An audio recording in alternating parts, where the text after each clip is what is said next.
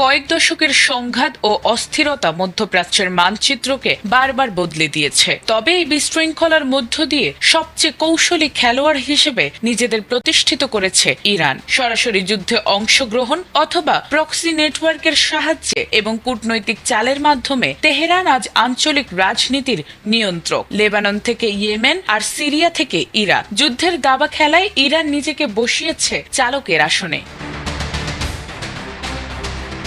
প্রায় 40 দিনের টানা সংঘাতের পর অবশেষে মধ্যপ্রাচ্যে যুদ্ধবিরতিতে সম্মত হয়েছে দুই পক্ষ। তবে এই সমঝোতায় মাথা নত করেনি ইরান, বরং পাল্টে গেছে যুদ্ধের হিসাব। মার্কিন প্রেসিডেন্ট ডোনাল্ড ট্রাম্প যে ইরানকে দুর্বল ভেবেছিলেন, শেষ পর্যন্ত সেই তিনিই এখন ইরানের প্রস্তাবে রাজি হয়েছেন।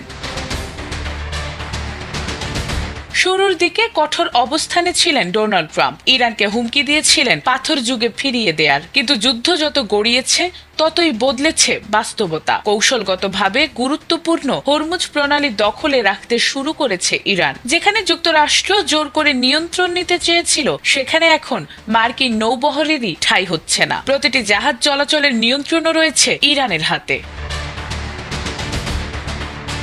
এদিকে ইসরায়েলের দাবি ছিল ইরানের আকাশ প্রতিরক্ষা ভেঙে পড়েছে, কিন্তু বাস্তবে ধারাবাহিক বিমান হামলার পরও সেই প্রতিরক্ষা আরো শক্তিশালী হয়ে উঠেছে বলেই ধারণা বিশ্লেষকদের। ইরাক, সিরিয়া বা লিবিয়ার মতো ভেঙে পড়েনি ইরান। গোয়েন্দা সংস্থার অনুপ্রবেশ ও হামলার পরও দেশটির কমান্ডো কাঠামো অটুট রয়েছে।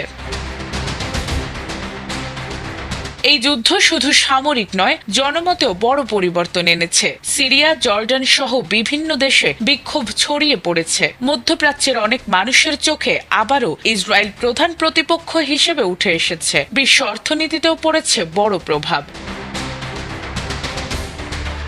এছাড়াও হরমুজ প্রণালী ঘিরে উত্তেজনায় তেল গ্যাসের দাম বেড়েছে ব্যাপকভাবে। বিশ্লেষকরা বলছেন এই যুদ্ধের পর ইরান আরো শক্তিশালী অবস্থানে যাবে। আর সাময়িক যুদ্ধবিরতি হলেও ভবিষ্যতের সমীকরণ এখন পুরোপুরি বদলে গেছে। যুদ্ধ থেমেছে, কিন্তু প্রতিযোগিতা এখনো অব্যাহত রয়েছে। আর বিশ্লেষকরা বলছেন মধ্যপ্রাচ্যের শক্তির ভারসাম্য এখন নতুন করে ইতিহাস লিখছে।